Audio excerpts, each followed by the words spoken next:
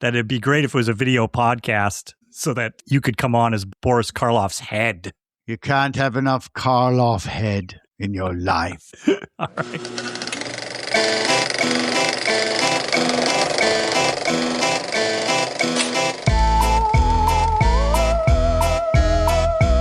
Welcome, everybody, to Midnight Cinema, your deep dive into horror films, sci-fi movies, cult classics, new and old. Warning, everybody, there are spoilers ahead. I am Art Hennessy in San Diego, California. And I'm Erik Rodenheiser in Salem, Massachusetts. That's it.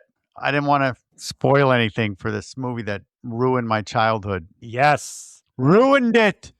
Erik, screening in our Midnight Cinema is the movie Black Sabbath, produced in 1963, directed by Mario Bava. Mario! Starring Karloff.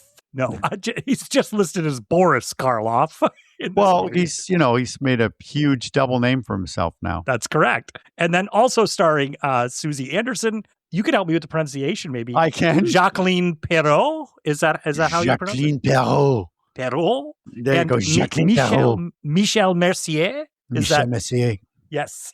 Well, these are sexy sounding names. They are. There's some sexy people in this movie, I have to say, Erik. Boris Karloff. Yes, Boris, chief among them. So, Erik, I just want to tell people out there, Black Sabbath is an anthology horror film. It consists of 3 tales of terror. The first one's called A Drop of Water, and in it, a nurse commits a crime involving a terminal patient, and it begins to haunt her. And in the second is The Telephone, where a woman is terrorized in her apartment by a mysterious but persistent phone caller. That makes a whole song about it. That's right. My telephone. Isn't that where they came in?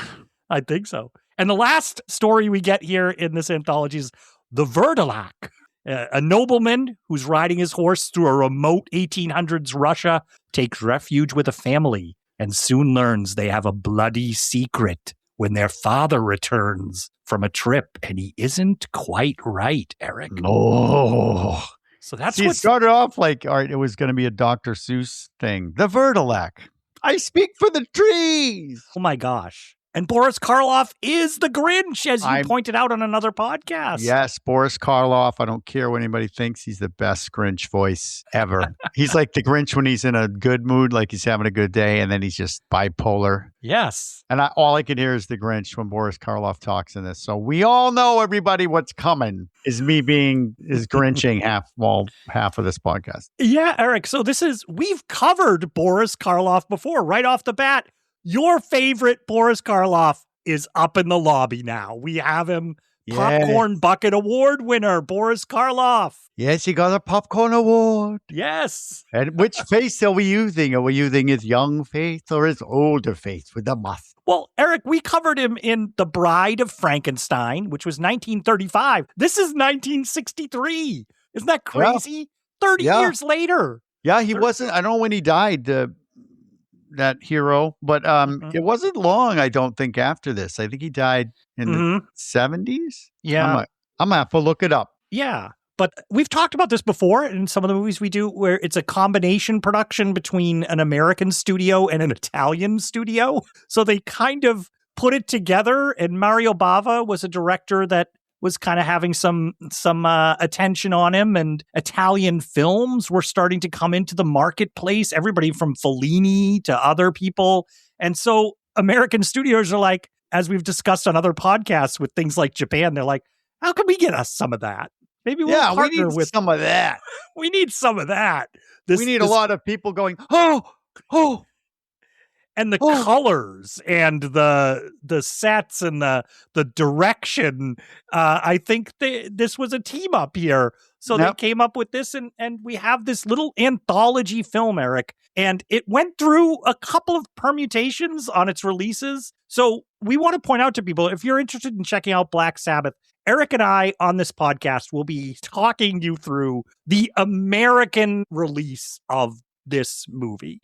So if you turn it on and you hear American voices, that's the one we're talking about. That's the one. If everybody's like, hey, I can do this, right? Hey, up, hey, Wurdalak. Rosie.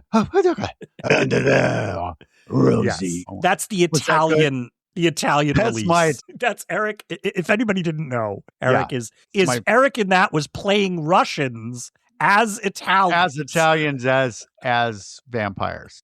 So I know I did a lot of research on that. That's right. And we should say, unlike a lot of different versions, this one's significantly different.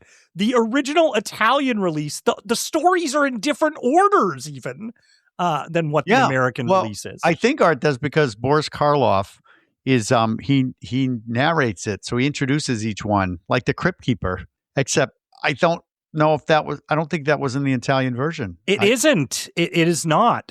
We get little Boris Karloff, takes us through in the American one, but he does not. He does introduce the movie in the Italian one, and he closes the movie, which is a little different. Yeah, he closes the movie because there's no too. closing. Nope. We'll talk about it. Yeah. Oh, I want to know what the closing is for Boris. He's like, well, what did you think? Was it fun for the kids? Did you scream? Did you shout? Did you cover your lids? I know. You're gonna be out of control, aren't you? You're gonna be out of control. Here I am. All right, Erik. Let's start. Let's start in here. Wait, I gotta close the door in case a Vurdalak comes. Because my family's out. Like Orsina's been out for 5 days, and I was told specifically not to let her in if it's 1 minute past 10 after the 5th day. But I heard her. Car pulled up. So I'm just letting you know. All right. Yeah. That's weird. So she definitely said don't. So after 5 days, what's the deal? So you not to let her in? Orsina went out to do shopping or kill a thief or something. I can't remember which one. And she doesn't come back in 5 days on the dot. Okay. So, but who cares? We'll let Interesting. Her in. All right. Well, sorry. I just want to let you know. All right, Erik, so let's start with Black Sabbath, which, just as a little side note, is the reason we have the Black Sabbath band name. Apparently, the legend is they took it from the title of this movie.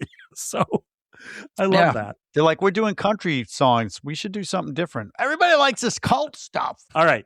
So, Erik, we start with Boris Karloff's head floating. Ooh. I mean, and that's exactly right. I can't describe it any different than what you said. I'm sorry if you don't laughing. If you don't think you know what it is, Art just described it exactly. With a mustache. He's got a mustache. He's got a mustache. He's older than, we know him from the Frankenstein makeup, but here he is, Boris Karloff, very distinct. And he's introducing the film to us, Erik. Yes, but he wants to make sure that you're closer, please. Closer. That's too close. Too close, everyone. And they have different colored lights sort of panning across his face, like blue and green. And then he uses a word Vurdalaks. Yeah. And they're like vampires. And he points out to us in the audience, he said, "Oh, is that one sitting behind you?" Oh, Art, there you go, talking shop again. It starts as kind of you think, is this funny? Is this going to be funny? Right? It has that sense of humor. It's a Crypt Keeper sense of humor. In a way, yeah. The like, oh, hey, kiddies, let's follow us along on these stories. Yeah, it's that type of thing. But also mixed with, Erik, like that William Castle, like, is the tingler under your seat? Right. Like that, there's a mix here. But the interesting part for me is we're getting into the 60s here. This is 63. So we're moving a little bit out of those horror movies, like the William Castle-ish type of horror gambits, right? Like we're moving. Yeah, this isn't quite the bloody times, but no. But it's still creepy. Yeah. And we're going to talk about the first short. Just so you know, I'm glad we're getting that one out of the way because this one I can't. I can't.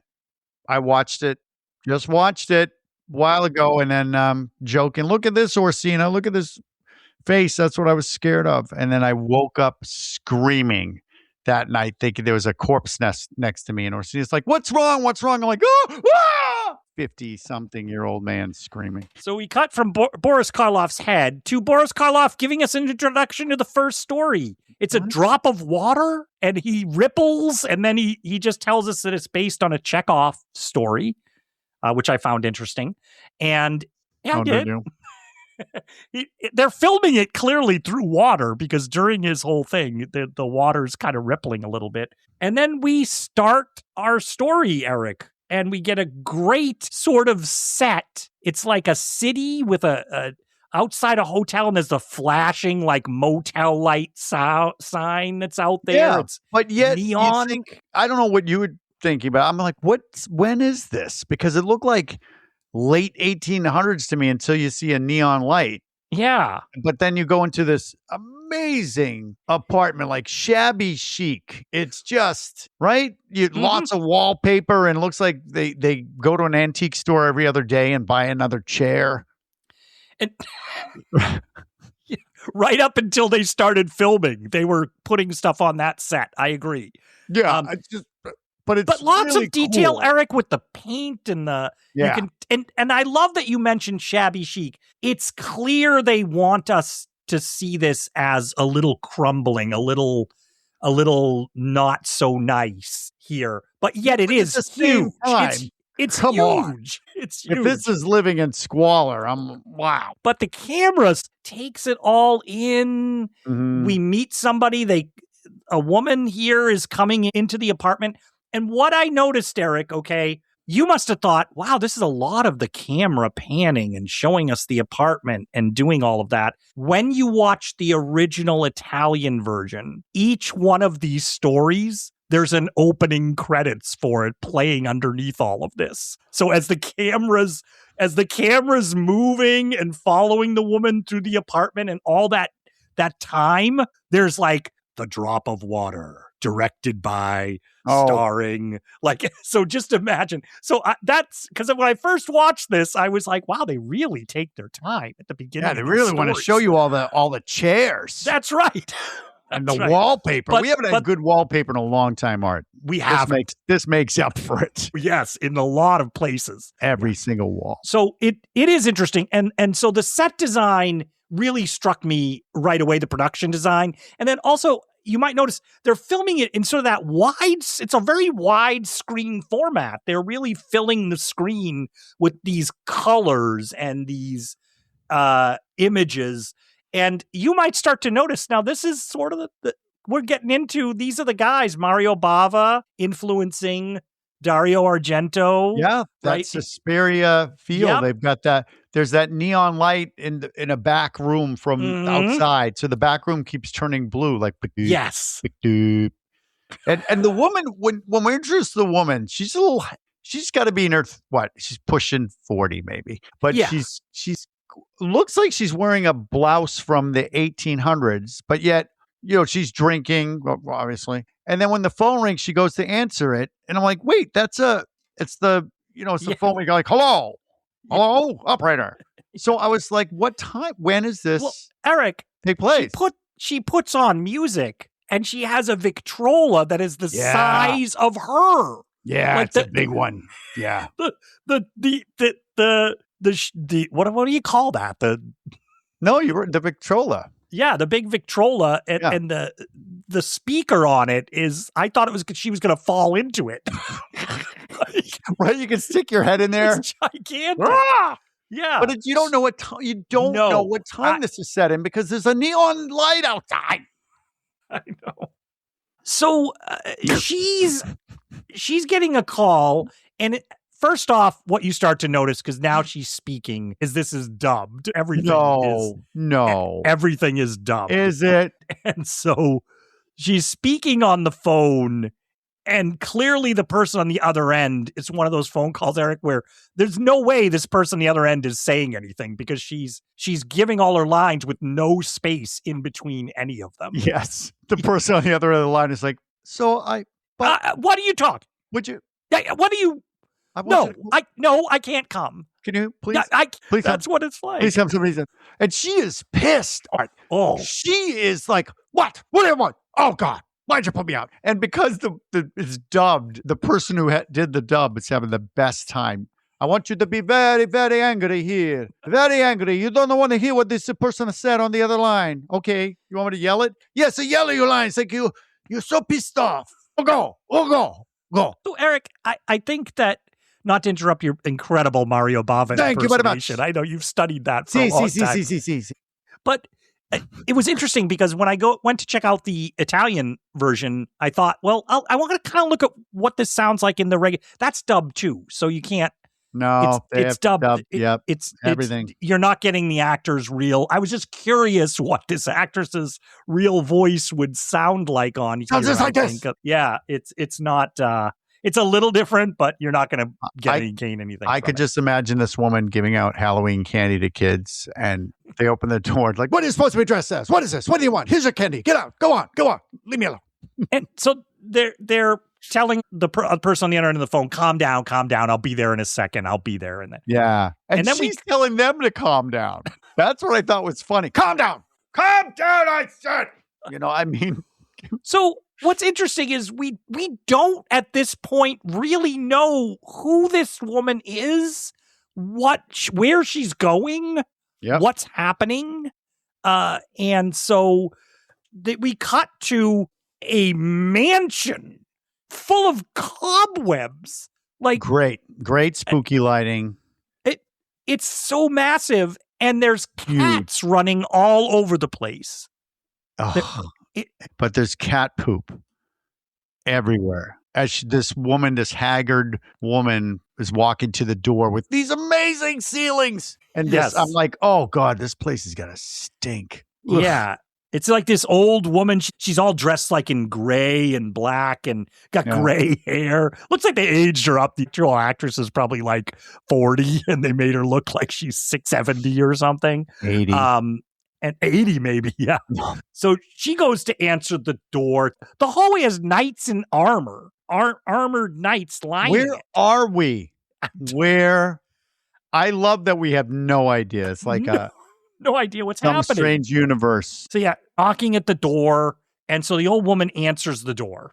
Yeah, and it's I guess she's calling the woman that we saw at the beginning. I don't even know her name. She's a nurse. Yes. So the woman wants her to come here and dress the corpse of this recently deceased woman before the coroners come and get her, and she just doesn't want to do it. She doesn't want to go near. I can't do it myself. Yeah. And then she's taking the room. She's like, don't, just in case I can telegraph to you what you can expect from this short, is don't touch anything in there or there'll be a terrible curse. Someone could die a horrible death, Art.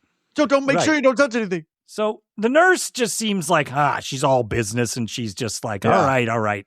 And they cut into the room where the woman is, and it's tarot cards. Yeah. And okay, we're not there yet. Good. I wasn't ready. Yeah, tarot. It's a messy medium. Tarot cards and dolls. Lots of dolls. There are dolls in chairs on the side of the mantelpiece. Kids' dolls everywhere. Tarot cards everywhere. So you're getting the feeling like, okay, what's going on here? Supernatural and creepy. I'm like, who is this person? Yeah. But she's in a bed chamber area that has a curtain in front of it. Mm. And the old woman won't come in the room. No. The old woman stands. You have to do it yourself. What's the big deal, Art? What's the big deal? It's just a dead old lady. Well, Eric, shunk. We moved the curtains back really quick. Yeah. And zoom jump scare, which they do a lot in this movie, Eric. Camera zooms in. Yeah. And it is the face of the woman. There's a woman lying in the bed, dead. Mm-hmm. But the face is almost indescribable. The eyes are wide open. Let's start with that. The eyes are wide open. It looks like she has fake eye. It looks like you're like, okay, clearly this is a prop head because it's slightly too big for the body. But at the same time, you're like, because it's got the fake looking thin eyebrows. She's got a weird nose or wild hair, and then the staring eyes, like you said, but then her mouth, it's like she died farting and then made a face like, was that me? And then it froze that way. She's like, eh. I'm trying to make light of it because I was so scared of this thing. I should tell everybody, I love that Eric's making fun of this because, Eric, this terrifies Eric. If you want to listen to our podcast on 9 horror movies that scared us as kids, that episode, you can look for that. Eric talks about this as a an image from his childhood that scared him. And I think it still does. I think it still does. It scares the crap out of me. And I'm just, so there she is, and she's in a black dress, and she's got her hands in front of her on top of her body. And it's not like wham, wham.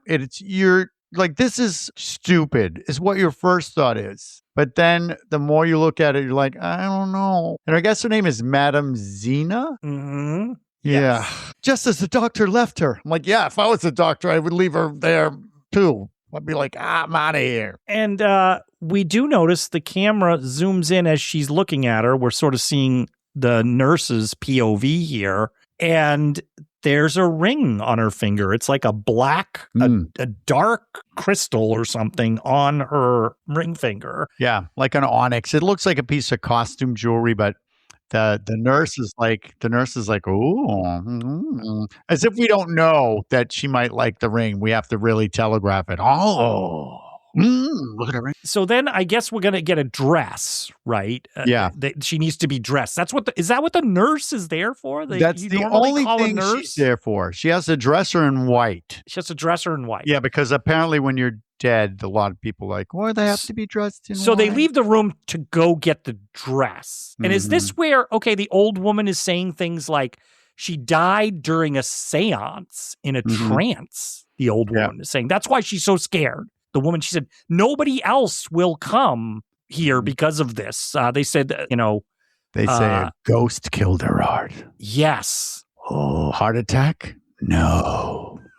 And when they get the dress, right, what is with that lamp? And I had one of those lamps. It's got a squishy ball thing that you can go vroom, vroom, and make the lamp. You can pull it up and down on the cord, right? Yeah, and I don't know what we were supposed to take away from that either. Yeah. Because it's really low, and the old woman makes a point of it. So watching the movie for the first time, Eric, this is my first time ever watching this movie. Oh. Watching it for the first time, I was making mental note. I'm gonna have to remember that light. Lamp's important. Lamp's important. It's over the dress. What's it doing? Right. Because she's like, she even calls it out. She goes, this darn lamp, it won't stay in place. And she puts it back up. And then it came down again, and she's fiddling with it. Which is true with those lamps. Yeah. So I just made a mental note. We're going to have to remember that lamp. Yeah. Oh, yeah. Everybody clock that lamp. But she's looking at the ring, and when she's like, oh, I need boots. I need the boots. And then while the other woman's getting the boots, she takes the ring from the corpse. Well, falls on the floor. Yeah, dummy. She drops it. And she's looking for it, and she bumps into the dresser next to her, and a glass of water spills. Yes. Which is going to come into play here. I don't know why, but yes. And then I swear to God, I want to get through this first one, but I'm slowing myself down because I'm already nervous. Because a woman's dead hand, whacks her on the head, like, falls. And I was like, whoa! I jumped too. That was a good jump scare. Yeah. I didn't like it.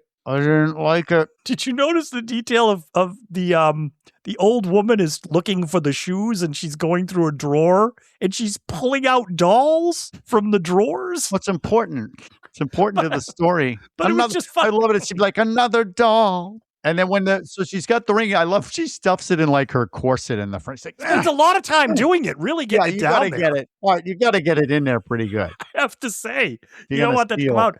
But then she looks at the finger, and as she does, a fly lands on the finger. That's no fly. That is a space station. That is a big fly. You're right, Eric. Yes, they land on fingers to hide their numbers. Sorry. As if it wasn't big enough. Sound. Oh my God. It's like a weed whacker. The sound of the fly. And so she whacks the fly away, and then she closes the old woman's eyes. You pass your hand over which actually isn't that possible after a certain amount of time. Just so you know. And then she hears a drop of water hitting the pan, like a little plate, clang, clang, right? Yep. Okay. And then she goes to put on the dead woman's shoes. I can't. I have to go. Bye. Thanks for listening to the podcast, everyone. Okay. All right, Art's going to take over this one. See you later. I'll be back in 25 minutes. Well, Erik, she turns back to the woman. Eyes are open. The eyes are open looking at her in that mouth. And what I like is she's so freaked out, she doesn't even try to close them again, Erik. She doesn't. No, Art. Of course you won't. At least she doesn't try again. So she and the old woman leave the room, and we do a long, slow push in with the camera to the the woman's face lying in the bed. And it looks a little different. Just so you know, her eyes seem to me to be in a different position. Yeah. But she's got those solid teeth. And do you notice when they leave, Art, they do not blow out the candles? No. Fire hazard. Yeah. One of those. Is that how the place is lit? Like you said, what time are we in, Erik? I don't know. Neon lights. Yeah. So back at her apartment, we're back to the nurse's apartment. Oh, thank God. Thank God. Once again, a long pan across the room showing us that flashing motel green light. She comes in, gets that ring out, puts it on her finger, admires it on her finger. She likes it. She's looking at it. Mm-hmm. But you know what comes with a ring? A free fly. There's a fly. Bzzz, again. She's like, ah! She chases the fly around the apartment. We even get some fly POV, Erik, I think, here of the fly. I don't know, but that would be great. If we did. We don't get the multiple bisected, different, like octagonal eyes, but it is as if the fly is zooming in at her. And then she hears water dripping, but it's a slow dong, dong, dong. And she goes to the ugliest faucet in the world. It's the kitchen. She doesn't do her dishes very often. You can tell they're all up on the. Yeah, she's too busy drinking and stealing. That's true. Yeah, so that's where it's come from. But she shuts it off. But then she hears it again, Erik. A different type of dripping. It sounds a little bit different. This one's blue. Yeah, and she goes into the bathroom, and the tub is dripping into a full tub with it looks like clothes are in there. Yeah, was she doing her wash in there? I guess. Yeah. She's doing her laundry in a full tub. Yeah. And I did neglect to mention, Erik, each time she opens a door and she goes in the room, we got faucet jump scare. Like a zoom. Yes. They zoom into the faucet. They do. like it's an established thing. Yeah. Like, remember the madam, she loved dripping faucets. She would leave the faucets dripping all the time. I mean, all we get is she knocked over a freaking glass. I know. And now she's being haunted by dripping. And this is the thing going way back, Erik. This is the telltale heart, right? There's a sound with guilt that's haunting somebody. Right. I think that's what they're I guess that's it, right, Art? There's no more dripping noises. There's another one. Louder dripping. This is loud. It's like as if it's dripping in a cavern or something. Kloop. Yeah. Kloop. What could it be? Kloop. I thought, what is that? It's her umbrella dripping on the floor. But it's really wet, though. Yes. I mean, it's really. As much as I want to point out to people listening, Erik, as much as we're laughing, it's a little eerie. This is a little scary. It's not. When I first watch it, the sound of that goddamn dripping couldn't. If there was a faucet that was dripping, I had to shut it off, or I would put a cloth under it because of this goddamn movie. Yeah, I think it's spooky. Yeah. I'm as nervous as she is right now because she is nervous. She's a little sweaty. Mm-hmm. She's wondering what's going on. Then there's a banging noise and water dripping. Scary. And then I have to say that this is the creepiest creaking door ever. There's a creaking door and it just goes like,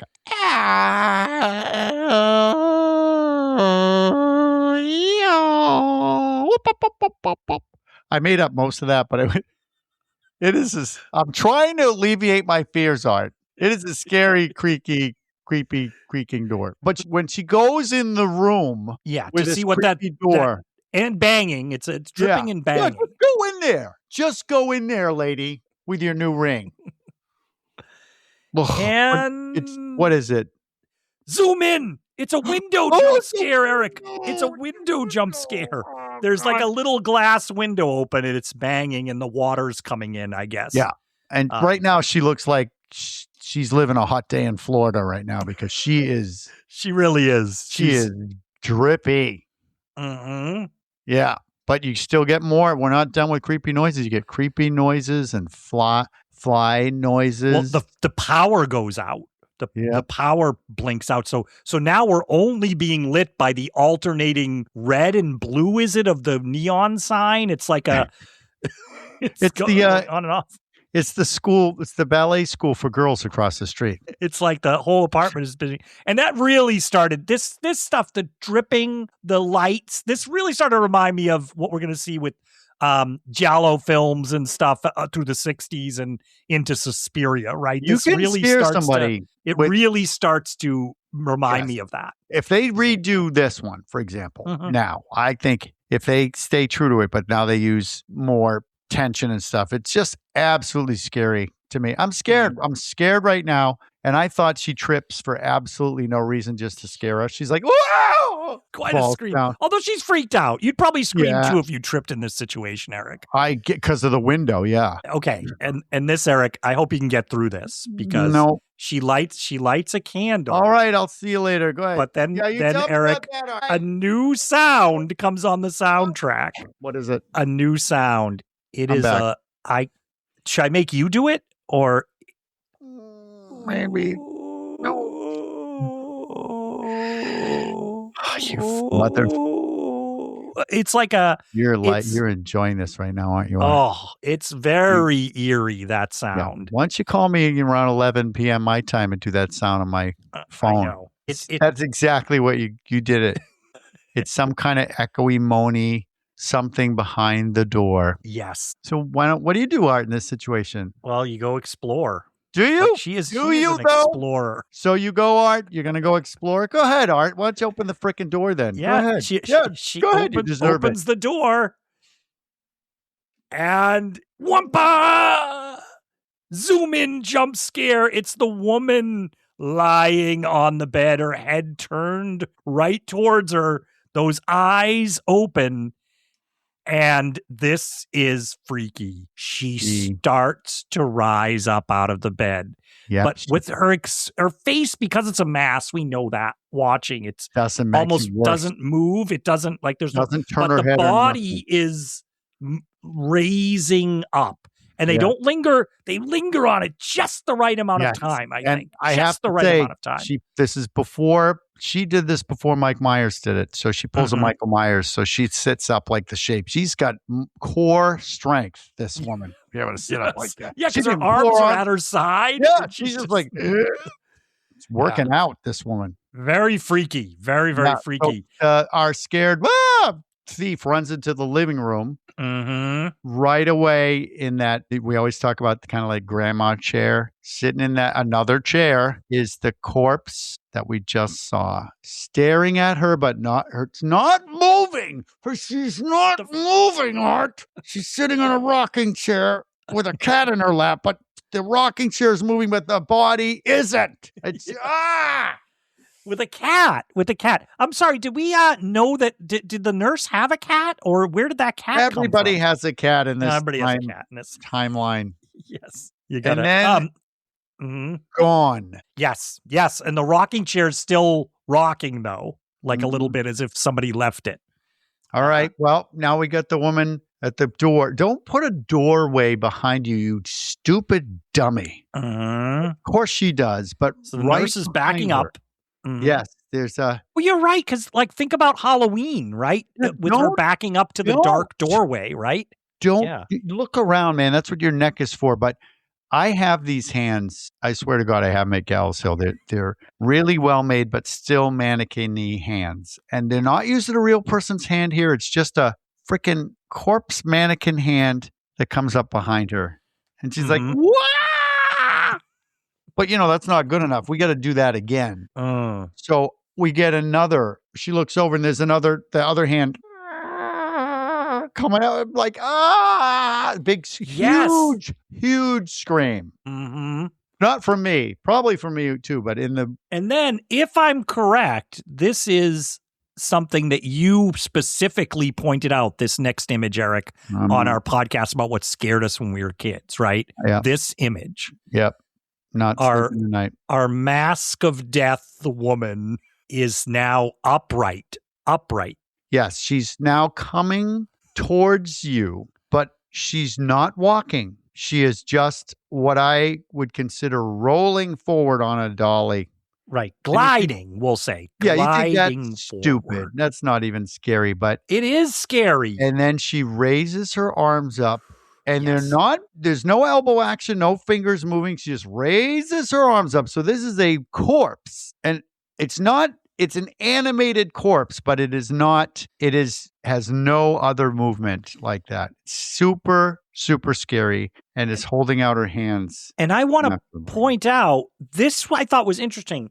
As she's sort of gliding towards the camera, towards us, towards the nurse, they intercut with the nurse, and there's this interesting thing going on where the nurse has one hand up like, oh my God, to the bottom of her neck. And the other one of her hands almost appears like it has a life of its own, and it keeps going to strangle herself, right? Yep. Did you notice that? Okay, so, and she sort of bats it away with her other hand as she's in terror. Mm-hmm. And I was like, what's happening? Is she going to strangle herself with her own hand? Mm-hmm. And the mannequin, I don't want to call it the mannequin. Oh, please do. Please do. But the woman rolls into frame. Now she's very close. And her hand, the hand goes over the hand of the nurse. So we're watching that, and it goes over the hand of the nurse and starts to strangle her. But when we pull back, it is the nurse's hand. Yeah, it's a great cut. I loved it. I thought that was really good.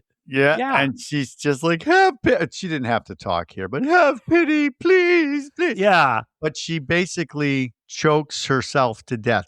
She drops dead, and her eyes are open, and she's got a little bit of that face like, ooh, like she farted. Yeah. She probably did. And then we get, kitty jump scare. Right. And the next day we get detectives, I guess, are in there. I was going to say, Eric, I don't know how much you watch Law and Order, but wouldn't that be an awesome start of the Law and Order? Now the two detectives are there. Yeah. What do we got here? Strangled. It's got strangled. There's no signs of. And they always give a little quip before they dun. Yeah. So I don't know. Right.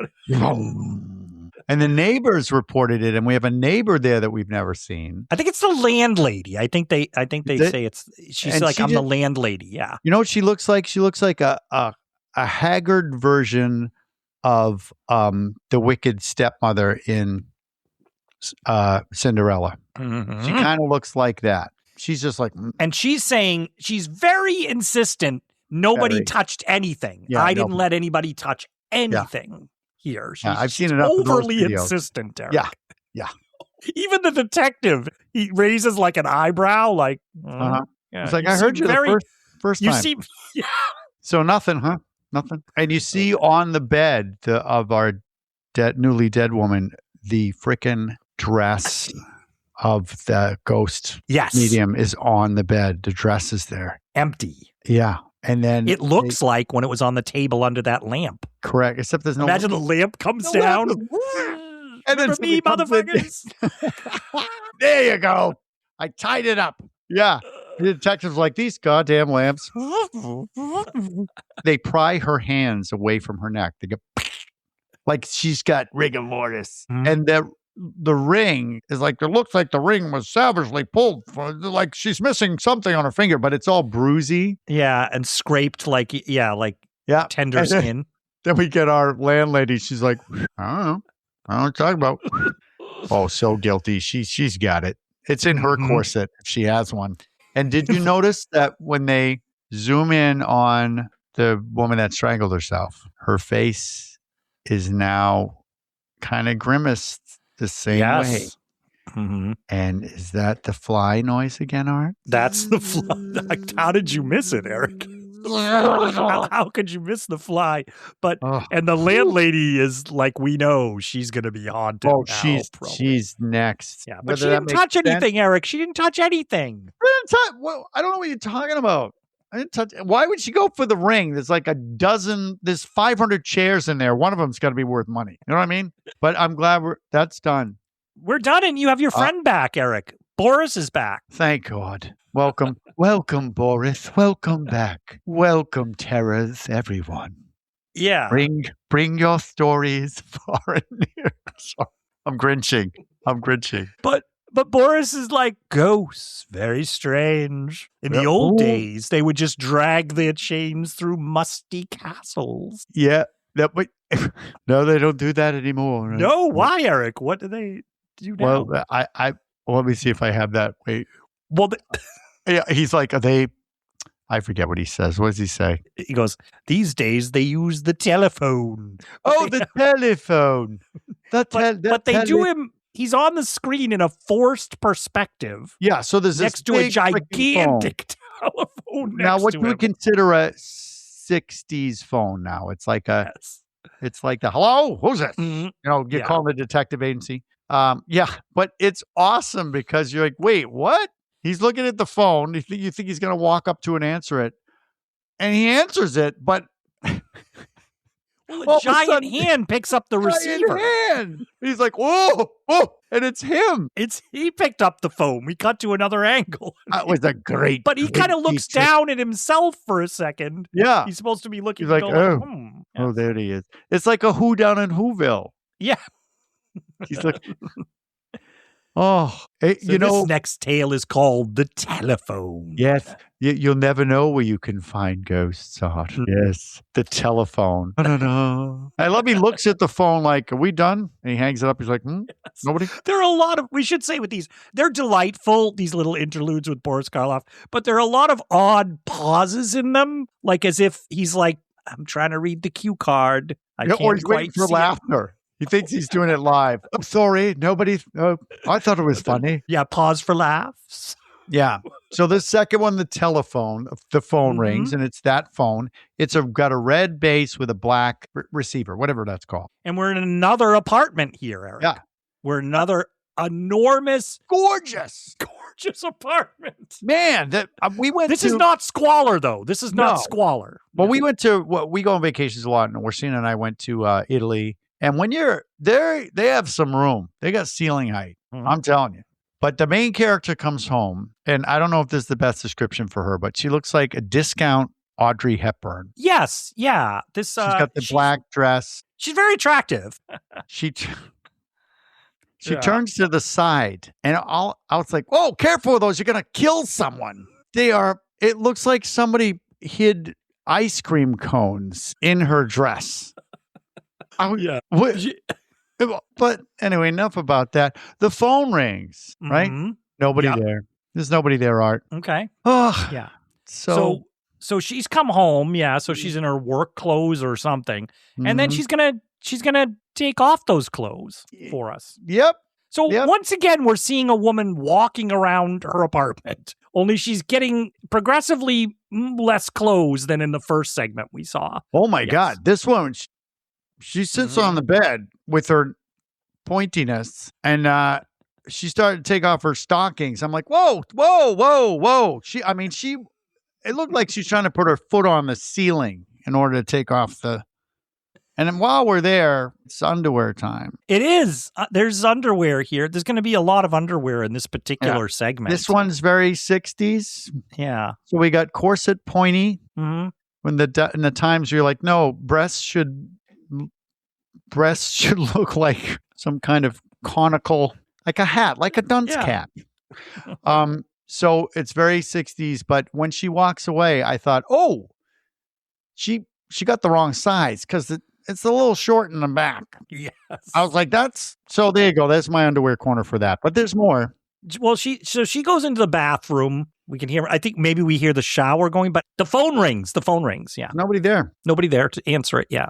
Yeah. And when she comes back, what kind of magic towel is that she's wearing? I had this, and I said I have to ask Erik about the intricately draped towel. God. It's like a toga towel. It comes with a little shoulder thing. Like, did she make that? No. And then it's got a slit. It goes right up. Oh, dangerously close.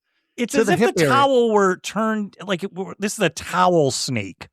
and it's wrapped itself around her in an intricate way. Yeah, I want one of these towels. That's all I thought. I would walk around the house with this towel. But she she answers the phone, but this time there is a voice on it. 3 times. Yeah, this is the 3rd time. Yeah, but there is somebody there this time. Hello, Sydney. Yeah. What's your favorite scary movie? Yeah, I will say this just like Scream.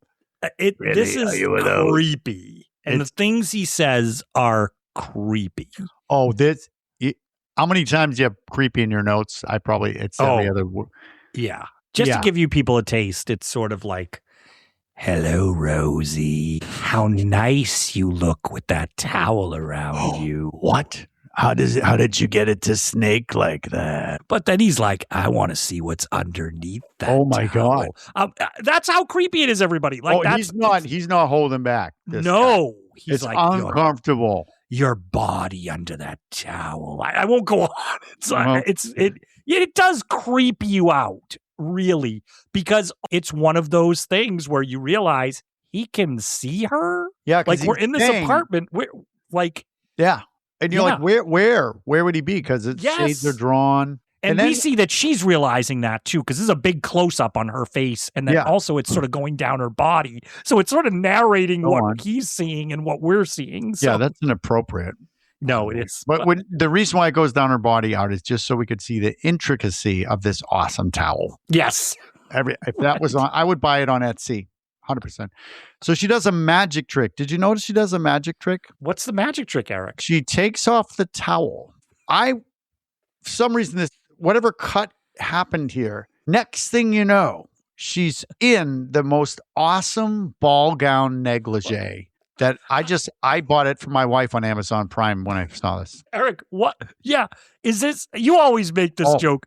Is this was sleepwear, I guess. This was sleepwear, 60s? Sleepwear with intent, Art. This is sleepwear. You're like, I'm going to sleep now. Don't follow me. I mean, it's just has very no purpose. It's sheer with volume. It's like a cape type of thing with fluffy sleeves. It's like a transparent ball gown. It's just. And do you notice the music now is very Who Framed Roger Rabbit? Wah, wah, wah. Right? Now. Yeah, it's all like. There's.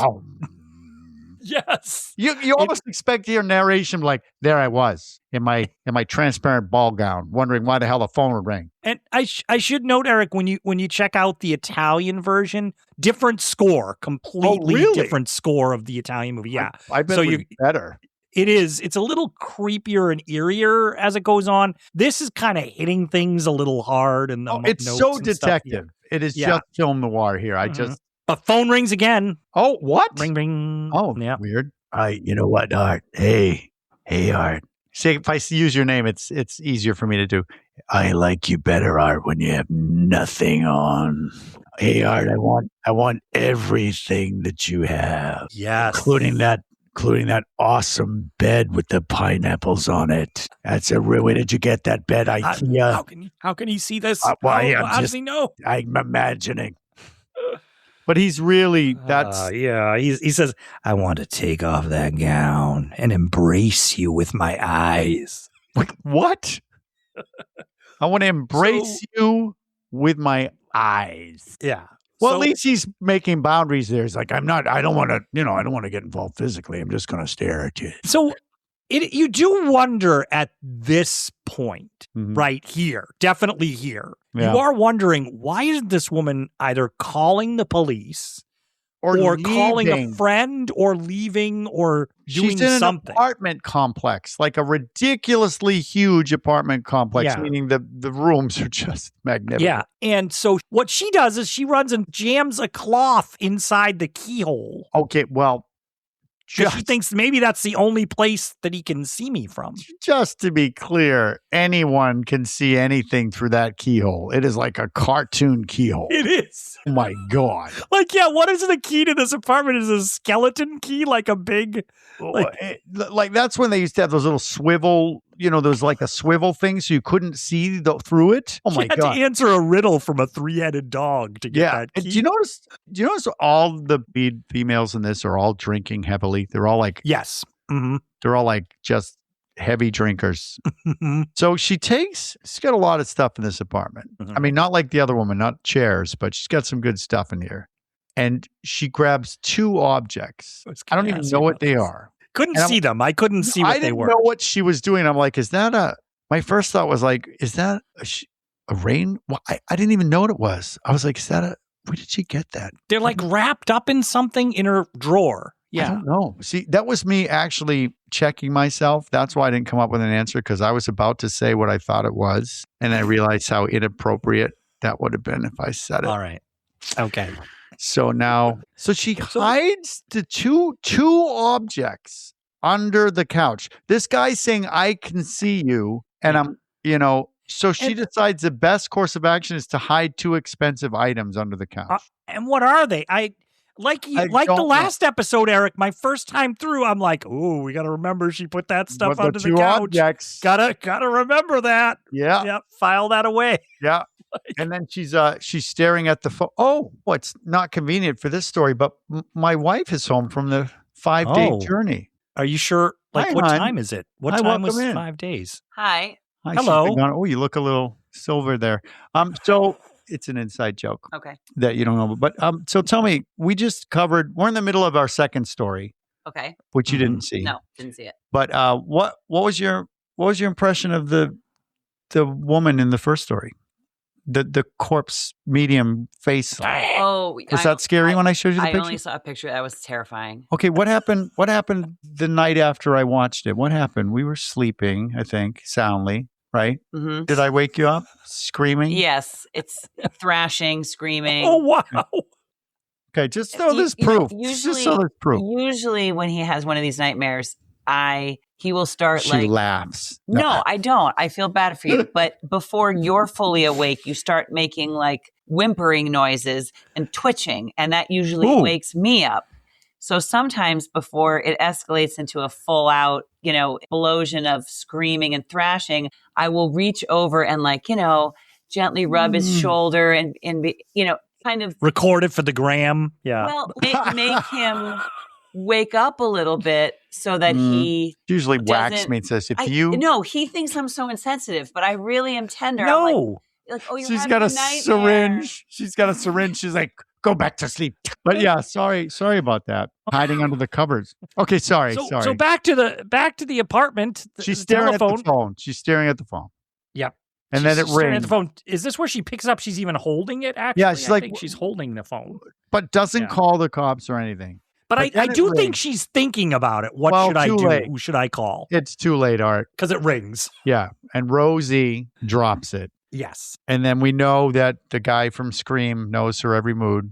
Why did you hide your money and jewelry? Now we're like, okay, so it's money and jewelry. Got it. That she didn't look like money and jewelry, I have to say.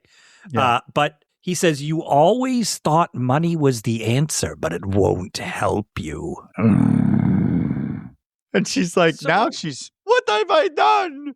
You're driving me mad. I mean, it's really driving me mad. Who are you? She has a breakdown. Yes, understandably. But I do have to say, like the first one, there's a lot here where we're like, what is you are like, what's going on? Yeah, the person knows her. You were always attached to money. And he can see her. And then finally we see, which she's on, was she on the 3rd floor of a grand? Okay, good. Because I couldn't really tell because the way it's set up, it reminds me of the apartment in Wait Until Dark, right? It's like it looks when you're first thinking about it like a basement apartment. The way the window levels are and the way she has to walk up to the door. I could be because there's stairs going up.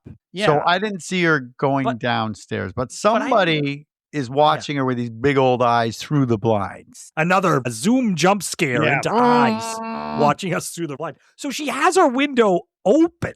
Like clearly those eyes are not on the other side of a window. They're kind of pushing the blinds open, I think, and looking through he's them. really up against. Yes. It's almost like the nose is poking. Yeah. She can see the sneakers. I see you. So she's near the door. Remember the door with that ginormous keyhole, which now has her brassiere stuffed in it. Mm-hmm. Somebody's walking by the front door, and we got the red light under the door. She hears the noise. She's thinking it's this person, maybe. Yeah. Yeah. And then we see it. Nobody's going to see this but you, but I have to do it. But there's a creepy guy with a hat. Looks like the Exorcist. When the Exorcist comes up to the house, it's that kind of outfit. Mm-hmm. And the guy's walking away from the door, right? Like, oh my God. And you can hear the director go, okay, now turn around now and call your dog. And the guy's like this. Erik's walking. Hey, dog. Eric turns around. Hey. I mean, it's just a man with a dog. Yeah, he has a dog. He goes outside, and we see a shot as he's walking away of a shadow approaching.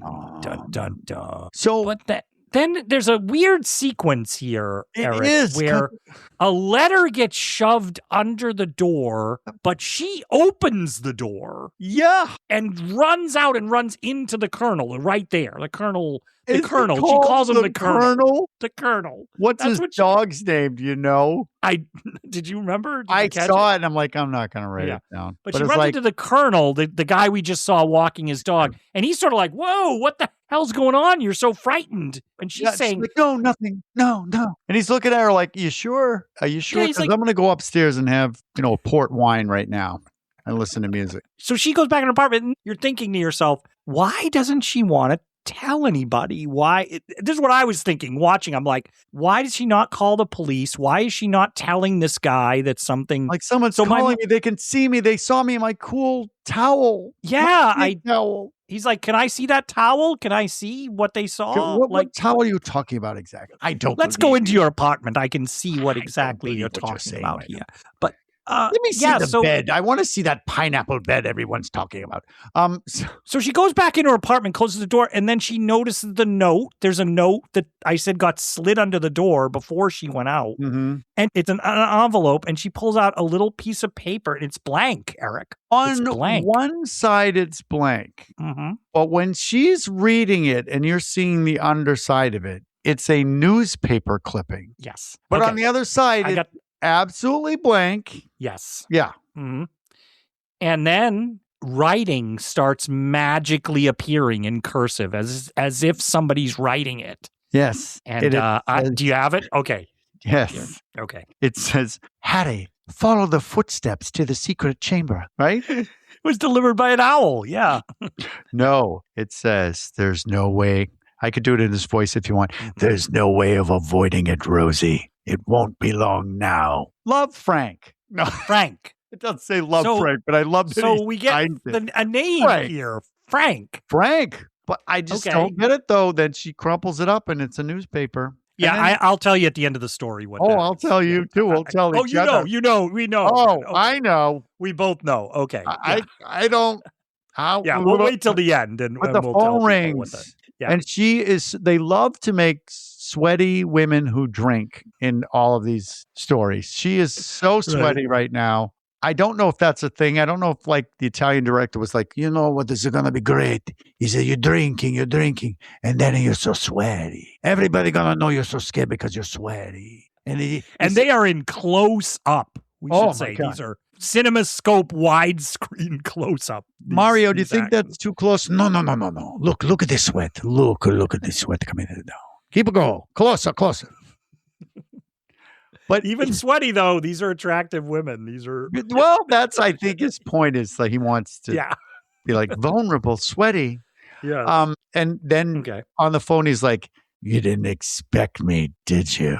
I'm very near. No, Frank is dead. So now we know, there's a piece of the story. Yep. Frank is dead. And he says, don't bother calling the police. I'm closer than the police. Like you would. What? We'll see about that. I mean, I sound like Mickey Mouse now. We'll see about that. Ha ha. I'm calling the cops right now. I'm going to get the colonel down here with his fucking dog. You're in trouble. That's the dub. Yeah, imagine. Ha ha. Oh, boy. Oh, I I'd like to see what's under that towel. So she calls right away another woman. Finally. She calls Erik. somebody, and it's another woman, absolutely stunning.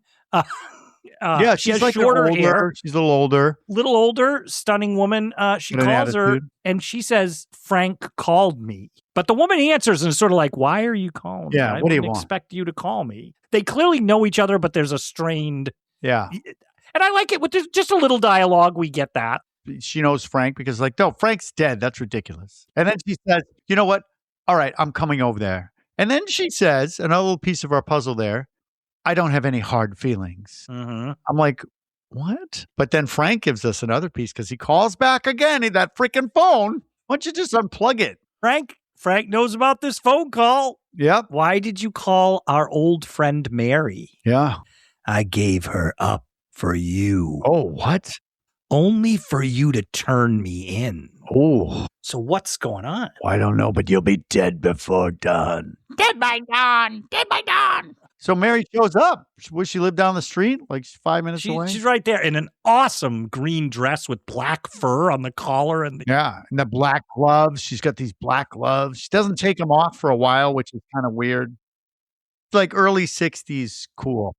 But we find out that Frank died 3 months ago. And then Rosie's like, I never meant to hurt you. Yeah, so it's Mary and Rosie, right? And so Rosie's sitting on the sofa, and Mary's sitting on the edge of the sofa behind her and playing with her hair. With her gloves on. Like a cat, right? Playing with her hair and then caressing the side of her face. Yeah. And you're totally getting vibes here that this is, I mean, there's like she's in for Rosie, yeah. Yes, it's very clear.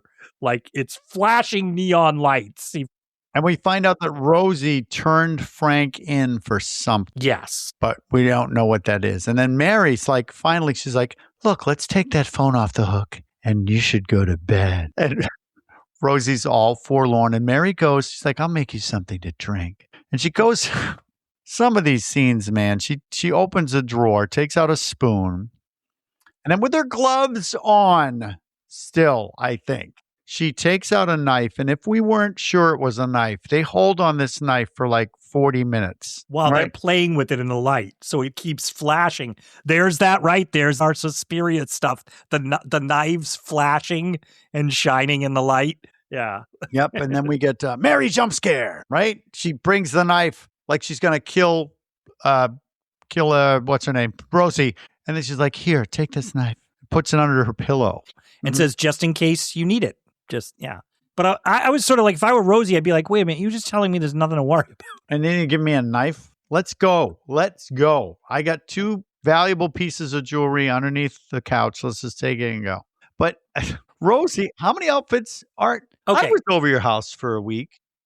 How many outfits do you have bedtime outfits do you have? Well, when I get home from work, Eric, I like to change. You like to? I like to change first. Uh-huh. I like to take it all off, walk around in my underwear. Yep. Then I go in and I get in a towel. Then I get in a beautiful negligee. Seen it. Yep. But that's not, I mean, that can't be it, right? Well, I got to take that off. Yeah, because you got to get on another one. So Rosie, Mary goes to make something to drink, get her a drink, and Rosie, back to us, to the camera, just drops her number, the ball gown negligee, totally almost right to the buttocks naked. Yeah, like, but with quick cut.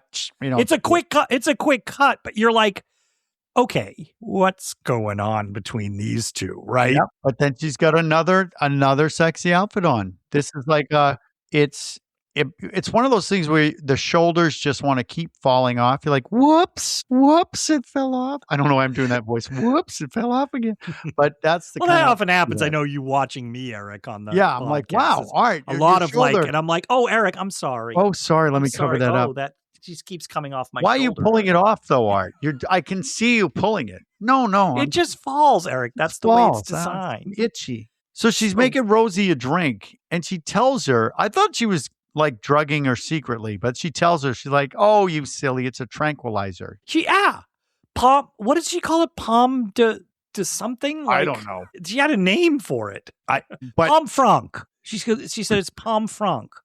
That pomme franc? That's what she says. Yeah, I wrote it down. Wait, so that's a French joke then. It's something frank. Okay. Like earth. Oh. Yeah. Oh. But she said it's pomme franc, I think. Yeah, well, that would be like palm earth. Yeah. Weird. Fruit. It's frank fruit. Then we transition to night. You look into a window and the light changes. Oh, but it looks like it starts to be day. But I think it's supposed to be night. Yeah, but no, I think it's supposed to be night. That happens in our next story too. I'm going to be like, wait, what happened? So Rosie's asleep. Yeah, and Mary's writing at the desk. A long note, very long. They have to hold on it for quite a while. Oh my God, she's holding the pen. Like, are you done reading? I think they freeze framed to hold it a little longer. Yeah, because her finger's not moving. It's a note to Rosie. It's like, I had to drug you because you're out of your fucking mind. Basically. And I'm going to get you some psychiatric help. And we're going to see I need to consult with somebody, yeah. Consult. Yeah. I'm going to consult with a physician or something, yeah. I mean, the phone hasn't rung since she's been there. See, I was wondering all this stuff too. I was like, what is happening? Because she's acting like a creeper herself. And then, but there's also thrown into the mix, Eric. You're thinking maybe she is crazy and she's hallucinating all this because, like you said, the phone hasn't rung. But we saw the eyes, and he didn't. So they can't do that. You can't do it. You're right. But then we have the. Remember you talk about the opening credits? Were there credits over this scene? Because no, this is the longest time for a doorknob to turn and for the door to open. I'm like, let's go. Okay, scary. Okay. And then you see feet, shoes, you see shadow. And you see POV, it's approaching Mary from the back but she's done with her note. I don't understand what she's sitting there for. Well, she's going to read it over. Read it over a couple of times. Yeah. But it's approaching her from the back, and then we see it picks up some stockings. Nylon stockings. Very durable. Off the chair and wraps it around their hands and comes up behind and strangles Mary.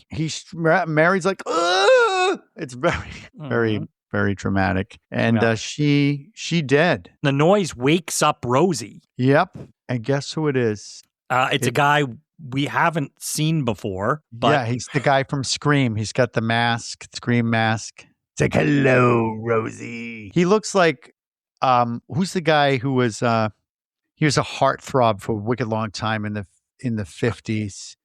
Avalon, Frankie. Yeah, he looks like. Frankie. Thank you. He looks a little like Frankie. He looks Avalon. like Frankie Avalon if he was in the mafia. It's his brother who led a harder life. Yeah, his brother was like that guy. He's taking out his frustrations by killing women, but that's what he looks like. And he's coming after Rosie, and she again is so sweaty. It must be so hot in that room. And he's crawling up towards her, and she grabs that knife as if she telegraphs that knife. Everybody's seeing her take it. She's not sneaky about that. And I thought we got ripped off here because Frank crawls over to her. This is the guy who was like, I can't wait to see what's under that towel. Oh boy. And we're thinking, okay, this is going to be some struggle. Mm-hmm. Big chase scene, right? No, she stabs him with the knife. We don't even see it. No. And he's like, ugh, and he falls off the bed. We don't even see it. No.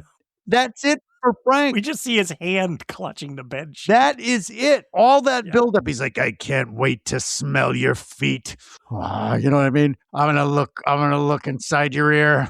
Oh, he's dead. Done. I know, but the phone rings. No, the phone doesn't ring. It's off the hook. Off the hook. It doesn't ring. We just hear a voice coming out of it. Yeah. And he's like, I'll be calling you.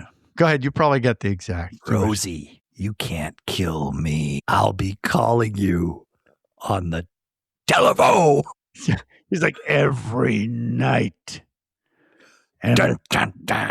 And she's unnecessary huge scream. We don't huge scream. Oh. And you're like, what? What happened? Yeah. What is your thought if you watch this segment, Eric? Is your thought, oh, he's just going to keep coming back Yeah. This embodiment of Frank is going to keep coming back. Well, he's going to keep calling her. So I imagine he's going to keep showing up back. to kill her? Yeah, I guess. He's supernaturally somehow and that's forever. why he died so easily, is because he did it on purpose. And that he's going to torment her until she goes out of her mind for whatever she did to him. So we should point out, well, just real quick, Eric and I, in the original Italian version, this is not the story that we just saw. They completely re-edited it, changed the dialogue to make it a different story here. Yeah, but it's not supernatural in the original. The original story is not, and it's pretty clear when you watch it again. You're like, oh, okay, some kind of love triangle, but if you look deeper, she's a call girl. Yes, and Frank was the pimp. Right, and so she had him arrested. Yes, and he's escaped. Yes, and Mary was her lover that got jilted. So Mary's calling as Frank and then comes over to help her out because she's trying to torment her. But the real Frank gets out of prison coincidentally and accidentally kills Mary. He thinks it's Rosie when he comes in from behind and kills her. So that's why, Art, two things that stick out is one, the eyes that you were talking about. You're like, where are they? Right? Like I can see. So, and the other thing is that piece of paper that has newspaper on the back of it, because it was a newspaper clipping. Yes, you can see when you watch the Italian one, it's very clearly a newspaper clipping about Frank escaping from prison. So it's our ex-lover Mary is just trying to scare Jessica to death. Scare Rosie, and it doesn't work out. And also, in the original one, when Rosie talks to Mary for the first time, when they're doing their little back and forth, like, oh, I'm surprised you'd call me. After she hangs up, Frank calls back in the original one we saw and says, I heard you called Mary. Why would you do that? They cut to Mary's apartment, and Mary has a thing in front of her mouth, and she's making the Frank voice. We see her doing it. So we know she's doing it. We know she's the one calling at that moment. But they wanted scary versus tragic. So we got this ghost of Frank, which when you think about it, doesn't... they wanted to keep with the supernatural, I guess, in the American release. The other one is more in line with what, like Giallos, we talk about those, Eric, right? Those like Suspiria and things like that. Those came out of, like, if you watch some of the earlier ones, they were more like stories like this, the Italian one. They were noirish mysteries, thriller, crime stuff. But they had all these elements. That's what the second one was. And Art, because we're talking about that, I wonder if people wanted to see something more like this one, like Suspiria, wanted to hear us talking about Suspiria. Yes. What would they do? How would they? You could go to our website you wanted to hear that. Our website is midnightcinemapod.com, Eric. We have episodes. We talk about Suspiria. We talk about lots of different movies and the influences. And sometimes we talk about movies that scared us when we were kids. There's an episode there they could look.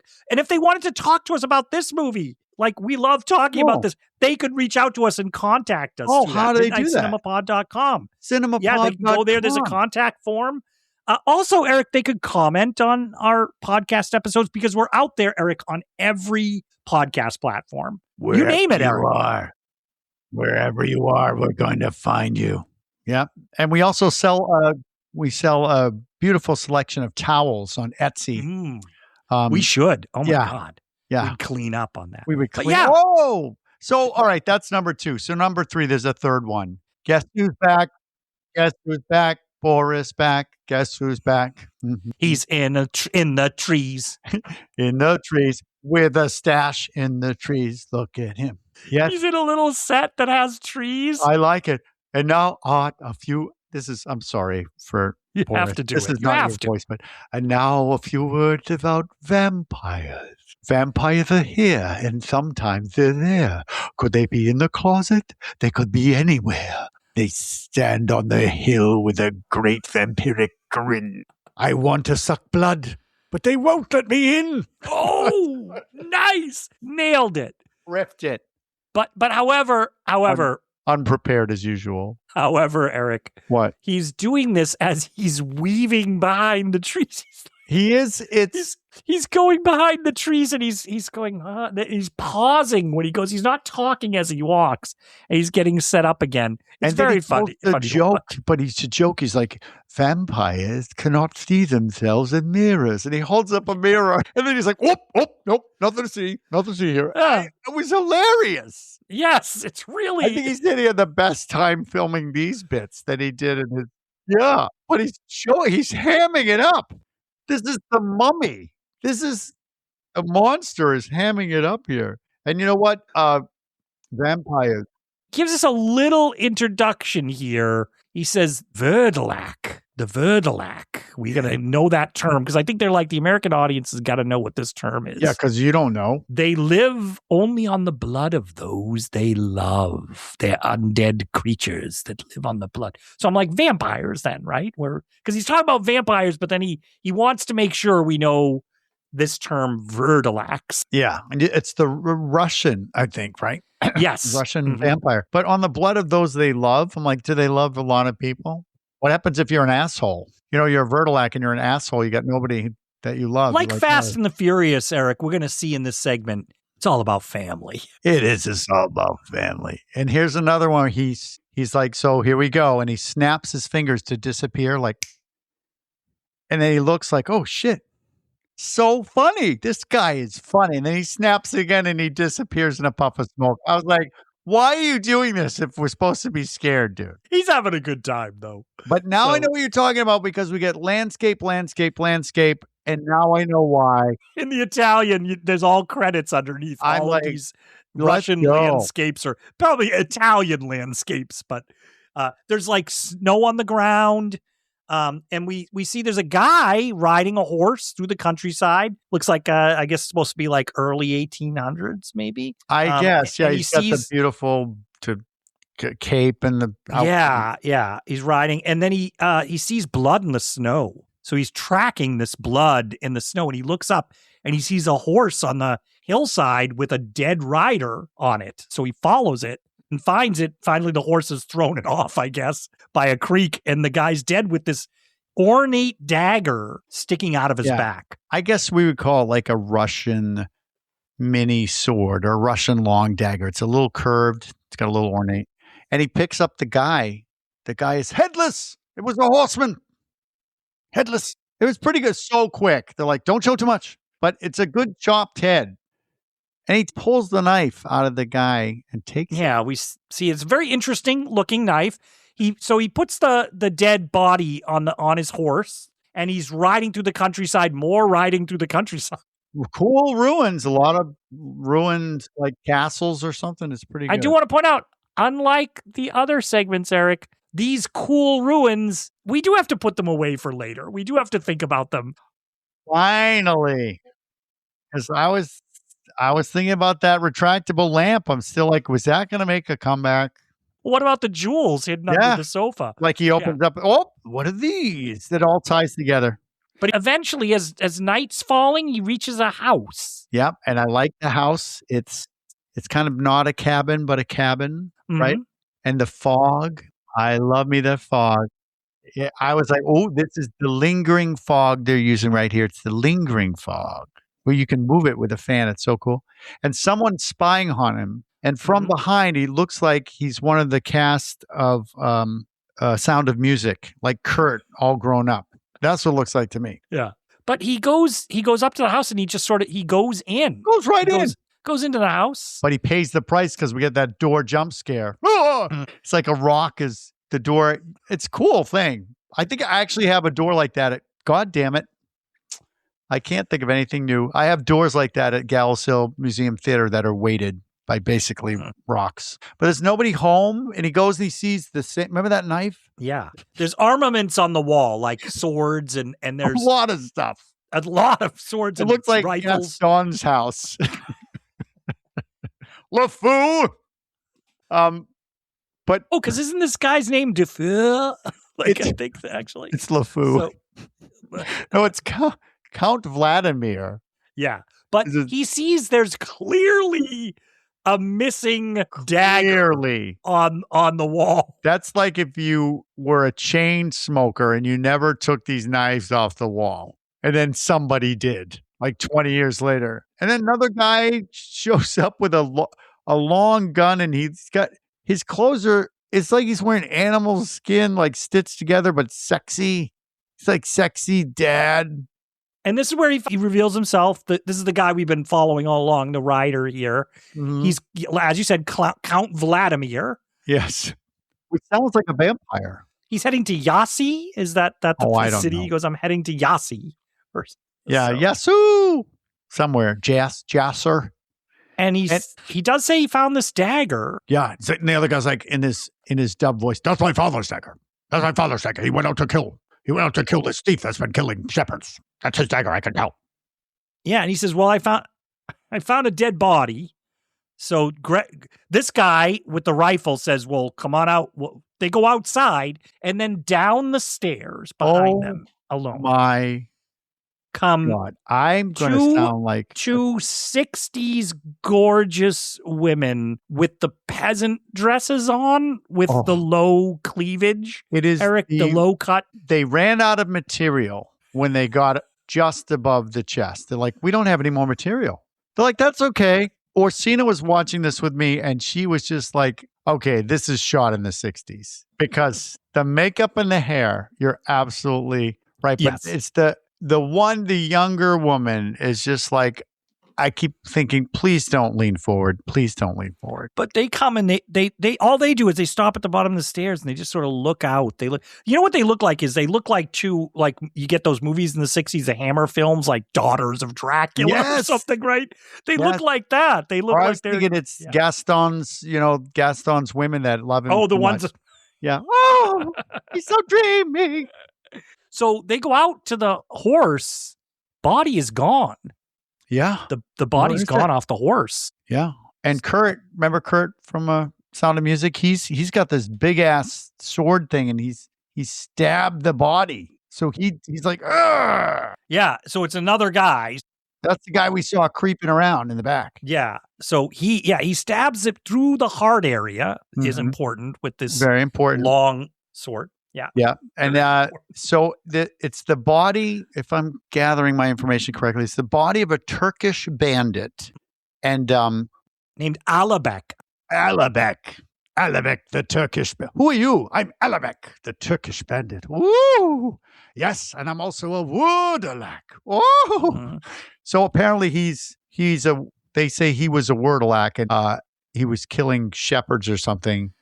And the dad, who we haven't seen yet, went out to kill this Turkish bandit Wurdalak vampire dude. And that's the dad's dagger, the kid said. Dad's dagger. So Count Vlad is like, great. He's like, oh, great that your dad killed this bandit. That's good clear. Job, buddy. Yeah, great. He's like, we should all be celebrating.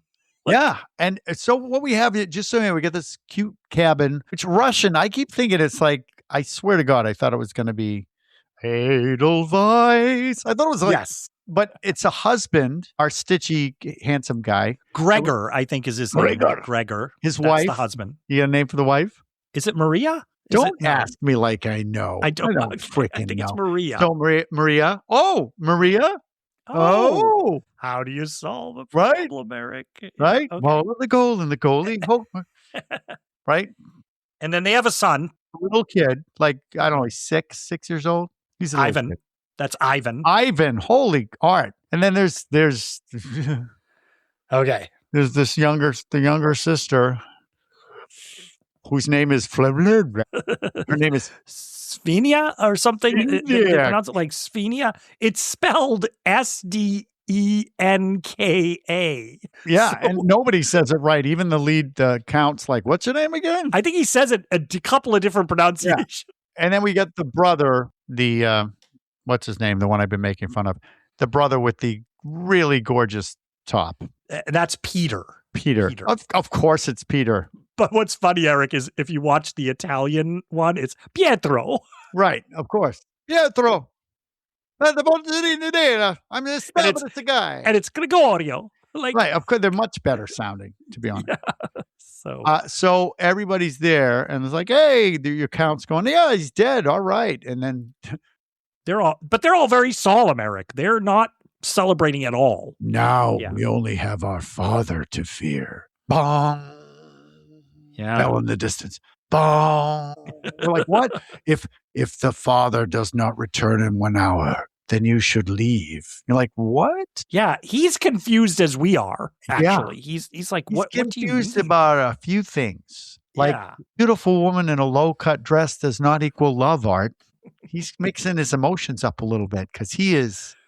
Oh. Because what's her face is like, Erik, it'd be hard not to be smitten by I know, her. but he is just like college boy smitten. He's just, and we don't know how long he's been riding, Erik. How long has he been out there? How long is he? She's got those cat eyes too. My God. She's just, her makeup is like, meow. I mean, but he goes up to his room. I guess he's going to sleep in, and she's helping get the room get ready there. Why didn't you leave? Why didn't you leave, Art? What is the reason? Well, he wants to stay there. I know the real reason. I know the reason, Erik. The real reason is because I met you. But what? This is where... That's what he says. The reason is because I met you. What?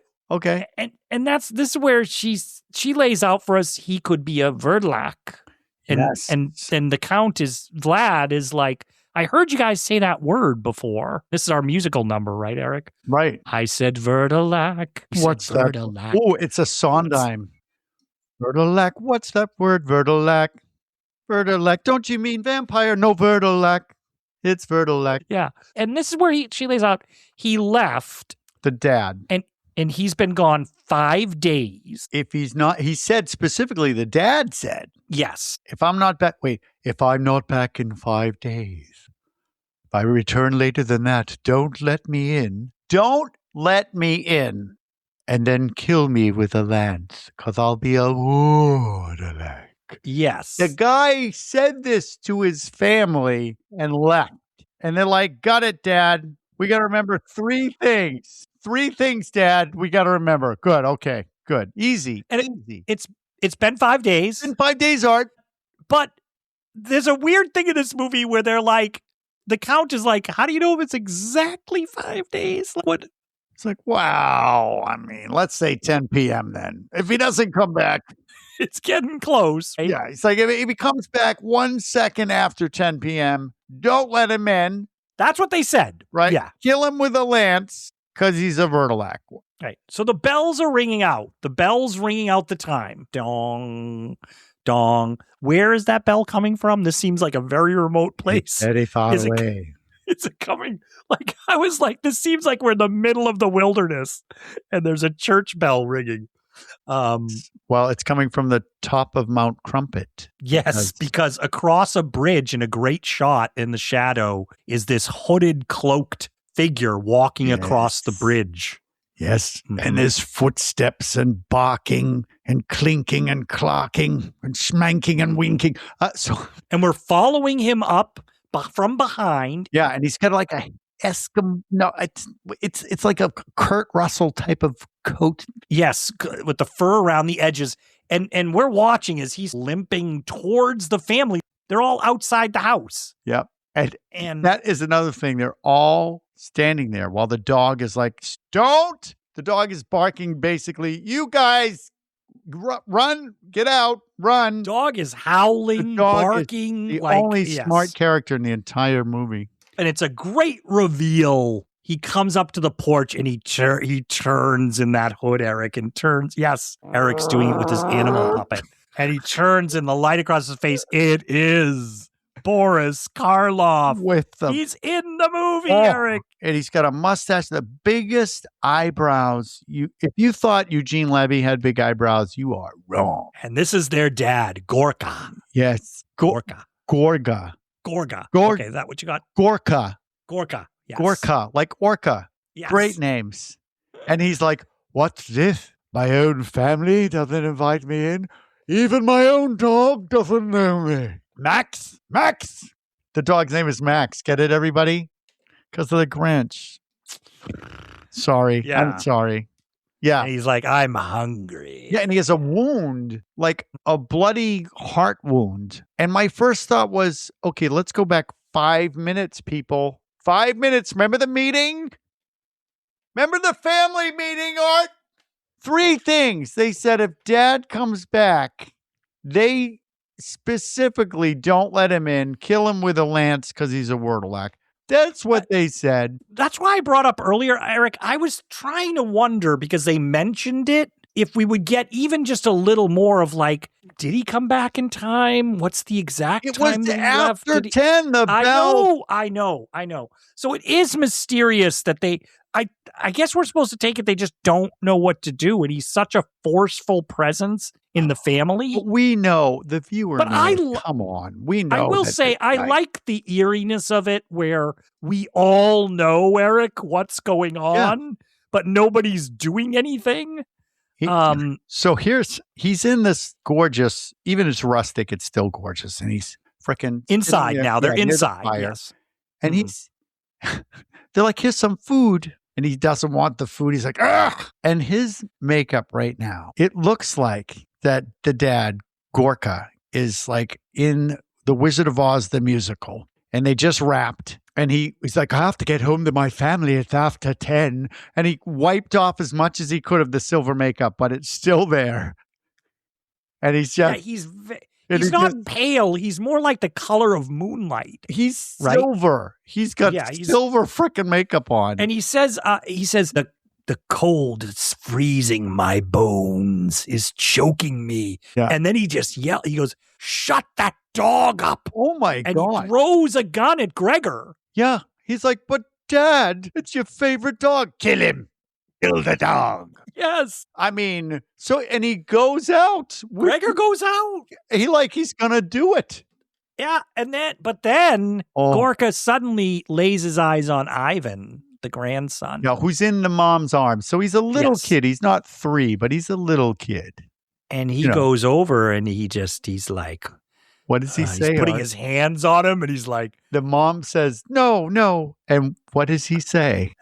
Would you make it that I couldn't fondle my grandson? It's an odd choice of words. Sorry, what? Fondle my grandson. Right. That's what he says. Yeah. Can't I But it is what he's doing. His hands are sort of grabbing at him in a way. Like it's but really... they let him do it. She hands the kid to him. So are you, Eric, I want to be clear here. When you're watching this, are you like, is this taking you out of it? Or I was kind of fascinated with this idea of they all know what's happening, but they're not doing they're not attacking him. They're not doing what needs to be done. Yes, it's the dad, and he's not a bad dad. He went out to do a good deed, and he specifically told them, listen, don't let me back. Don't let me back in if I come. So this guy now, they're like, wait, could it be our dad? But it's not. It's the Tin Man. But we didn't see him before. Maybe he was a dick before. So we don't know. I don't think he was. Yeah. They think he was a sweetheart. Yeah. He's like, let me fondle my grandson. They're like, sure, go ahead, Dad, fondle him. Oh, and you know what I mean. So I think we hear the shot and the whimpering dog. Like dog is dead. He shot. This is a codependent. This is a bad family narrative here. And that's what I liked about this story, Eric. I think they said it was written by a Russian author. It's based on a novel. That is really that Russian. Yeah, he's got problems. Life is terrible. Everybody is terrible, but you love them anyway. The first lines in Anna Karenina, that novel, I think is. That I read. All families are unhappy, but they're unhappy in different ways. Right, they are unhappy together. So now our dad pushing this one forward is the dad's like, yes, I killed the thief. And he has a sack with him. He's like, ta-da, here's his head in a sack. I killed him out there. I brought him back here. And then all of a sudden, jump cut to he told them to hang the head outside, and they went right and did it. And it's a pretty good head hanging on. They cut really quick. They cut out of it before you can really start to take in like too much about it. There it is. But it looks a little like Boris Karloff's head. Like it looks a little like him. Maybe. I have to say, maybe. Yeah. But it's quick. But it's a little jump scare, and it kind of works. You do kind of go, whoa. Here's now the count, Vladdy, whatever his name is. He's in the bedroom, the spare room, with the best freaking bearskin blanket I've ever seen. And the father, Gorka. Yeah. comes into the bedroom. He comes in and the count is like, and he looks and there's no one there. Nobody. Like, okay. And then he sits up and he looks out the window. Zoom jump scare. Zoom Boris Karloff jump scare. But he doesn't give a shit. And his face is like blue. He's like, ugh. Looking right in the window. And I thought, what? Okay, so the Wurdalak comes into the bedroom and the guy turns around. The Wurdalak's like, oh, okay, magic trick. I'm outside now. Teleports outside? I thought so too, yeah. Just playing games. And then the freaking guy comes back in the house. What was that all about? And it's a long shot, Eric, of him outside the house, going across the outside of the house, and then he just to go back inside. What happened? He came in the bedroom, he went outside, looked in the window, came back in the house. Like if he can teleport outside, why can't he teleport back inside the house? What is he doing? But what he's doing is he's going in, he wants Ivan. Oh, the poor little kid. He goes into the bedroom and we see him, approaches Ivan's bed. All the Russians down in Vampville sleep in their beds. Visions of vampires. That is what it is. Yep. Yeah. I'll take my grandson and stuff it up. Yeah, I stuff the kid up. But he takes the kid. But Count Vlad sees him out the window walking away and with he's laughing when he takes the kid. He's like, come with Grampy. I'm like, oh, shit. Oh. So Count Vlad sees him. He goes to wake everybody up. Like, whoa, he's there. And then we see the Gorka riding on a horse. It's a shot, Eric. What do you think of that shot? It's good. It's actually it's so good. Fake that it's actually creepy. It's supernatural. He's got the eyeballs like he's like on the fake horse. Creepy ass. And there you can tell that there's stagehands pushing the trees past him as they're going past. Yeah. Right. It is creepy. And I'll point out that Peter was supposed to be on watch and he wasn't. So the guy, Vladimir, tries to wake Peter up. Peter's dead with bite marks in his neck. So we got one dead family member and the kid is gone. Mm-hmm. Yes. And then Vlad goes to Svenja. What are we calling her? Zendaya. He goes to Blondie and he goes to Cat Eyes. Cat Eyes. And the dad's giving chase, by the way. The dad went after Gorka. The other dad is chasing him down. Yeah. But there's just drama here. Oh my God. It's like somebody poured syrup on the film. Yeah. But Vlad is saying to her, escape with me. You shouldn't come stay away here. With me. And then he says, go ahead. This is what you were saying, Eric. He says, I'm in love with you. I'm in love with you. And you too are. You can be free and happy and fall in love after 10 minutes. They've only had like one conversation previous to this. It's that top and those eyes. He can't not. It's Mrs. Robinson. That's what it is. He is in love. Her eyes. He's saying love. He's saying, I love you. I want to be with you forever. So, yeah. And then there's a scream. Okay. That scream art, this is my problem with knowing too much. Okay. This is the scream that we hear. Ready? Okay. I was taken out of the film because I went, that's my red box. Eric has a little sound effect box that he uses that I love. I wasn't going to use it all the time. He uses it for sound effects. It's in this movie. The scream that he plays. It's in this movie. So watch the movie, come back, listen to the podcast again, and you'll be like, holy shit, Eric's right. He's right about everything. I think you're right. But the dad, the father, what's his name, brings back Ivan, the dead boy. He's dead. So we got two people dead. Yeah. And it's creepy because the kid is on a little table with his eyes covered. Yeah. Which I thought was so creepy. And mom, Peter is on the other table. Yeah. And they don't show it. No. But he's moving away. They cut into a shot. Gregor is moving away from the table where we see Peter's body. And we get the idea he's just stabbed Peter's body through the heart. And then he starts moving. It's a little intense here, I think. I like the way this is set up. He starts to slowly move towards the table with Ivan's body on it. He's got to do it, but Mom's not having it. She's like, you won't do it. I'll kill myself instead. Yeah. And the dad can't do it. He can't do it. Nope. So now we have, it's eloping time because the Count's like, come on, Cat Eyes, Zendaya, we got to get out of here. And she's like, oh, I don't know. And it's a great set. And he's sneaking out with his girlfriend while everyone's asleep in their beds. Yes. But as they take off, the mom and dad, I couldn't sleep. To be honest, I wouldn't be sleeping right now. It's been a long day. I think you need to process this a little bit. Yeah. Right? But they're both asleep. And then we have, this is where this one hits me here pretty good because. Well, also, this influenced some other movies clearly. I bet. Right? Yeah. You know what I'm talking about. Okay. Because we hear this creepy wailing, like, and like, oh no, don't be the kid. Don't be the kid. And sure enough, it's their dead kid standing outside from a great distance. And then I did this to Orsina and she's like, Erik, shut up at night. I went, Mama, I'm cold. Mama. And she's like, stop it. I'm not calling, just to be clear, everyone, I'm not calling my wife mommy. I'm trying to scare her with a quote from this movie. So yeah, Ivan is out there and he's got this creepy, eerie voice. And she starts to go downstairs, but Gregor's chasing her going, not your child. We buried him. We buried him. It's a Vurdalak, he says that. Yeah. It's. He doesn't say he. And he said they buried the kid. Yeah. So yes.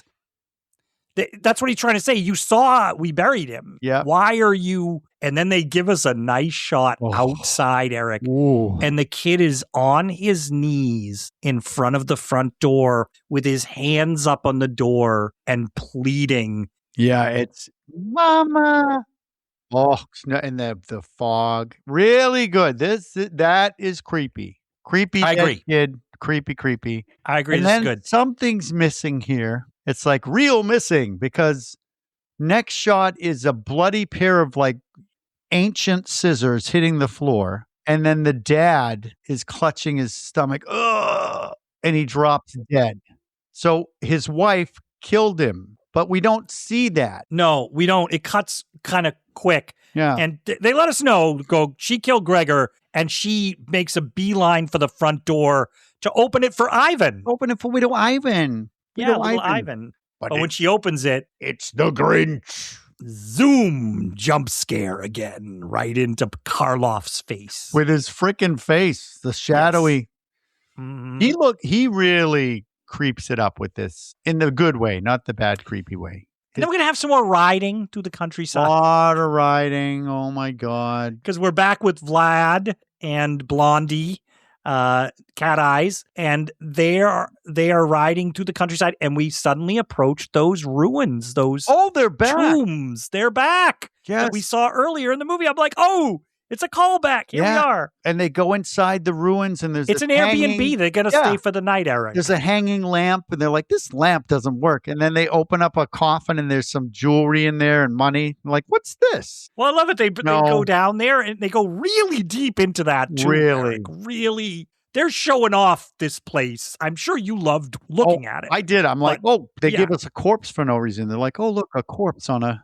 He's putting straw on something, and he's like, He makes a joke. He's sort of like, I'm sure it's not as comfortable as you're used to. What you're used to, but it's the country. It was really cheap. She's like, should I went with this guy? Maybe it'd be better to be a Vurdalak. I don't know. And she's she's like breaking down, crying, and he's like, You don't understand. You don't understand. The only thing I understand is that I love you. And he touches her face in the worst way. I'm like, what are you doing?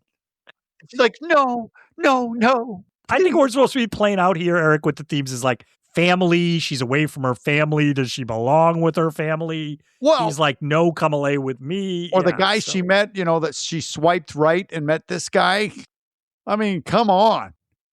Ugh, one night and it's over. One night and the Count's riding off. But he says, come on.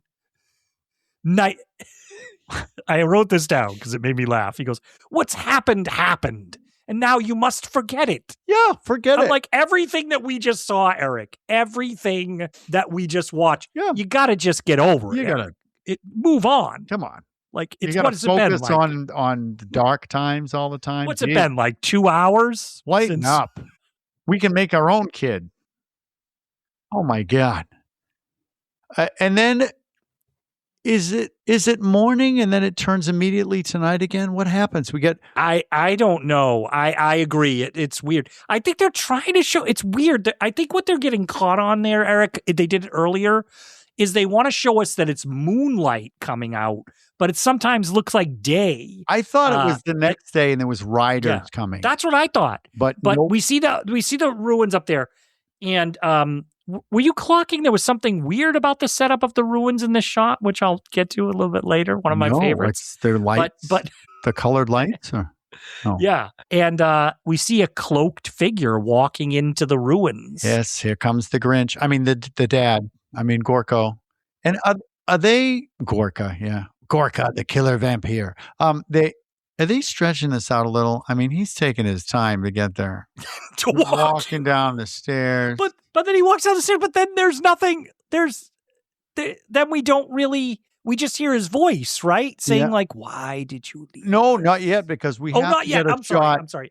I jumped. Get a shot of her sleeping. Because this is where, and this is a good thing, everybody. This is where you get the term heaving bosom, because she's asleep. And they must have actually told her to go to sleep, because I'm just saying, we needed one last shot just in case we forgot that she's very attractive and low cut. But now she hears something. She goes outside to the beautiful ruins. Beautiful ruins. And what do we get here, Erik? One of my favorites. Did you notice when they show her walking in the distance? Yeah. And then in the foreground, we see a big Boris Karloff head lean into the frame. It is split diopter shot, Erik. Oh, shut up. Shut up. Split diopter. A split diopter shot, yes. Everybody look it up. We're not going to tell you what it is. We won't tell you, but Erik likes when I point them out. No, actually, split diopter was created in 1947 by Rudolf Clemenskin. Oh, my God. And so all of a sudden, he's like, why did you leave us? No one can love you as much as we do. And all the who's down in Whoville, the tall and the small, were chanting without moving their lips at all. Yes, come on, that was good. It was great. No, what I just did was good. That was great. And I like the effect. Yeah, the whole family is there. But they do this really cool, I don't know if it's a dolly zoom, like the Vertigo shot. Like think of like a Roy Scheider on the beach in Jaws, like doing it slowly, where the background is kind of receding from them. Oh, come on, you know what that shot's called. We're going to do it in my short film. Okay, good. It's called a reverse zoom. Reverse zoom. Yeah, it's awesome. I love that. Dolly zoom. I'll see that anytime. You move the camera and you zoom at the same time. Yeah. But they're doing that, but slowly, and they're not moving their mouths, but they're saying things over the soundtrack. Why are you taking our Christmas tree? Why? No, I'm sorry. Why did you leave us? And close-ups. Too many close-ups. I mean, like 6 seconds a piece of them just going. I liked it. I liked the effect. I liked it. I was digging it. But they're all vampires. You loved it. Mm-hmm. And our deadbeat, remember our boyfriend? Yeah. Count Horny Toads? He finally wakes up, right? Count thinks with his other brain. He's she's gone. So he rides back to the house. Oh, yeah. Got to have some riding. Yeah. And I would like to, I know this is another one where it's like takes him 10 minutes to walk through this goddamn house.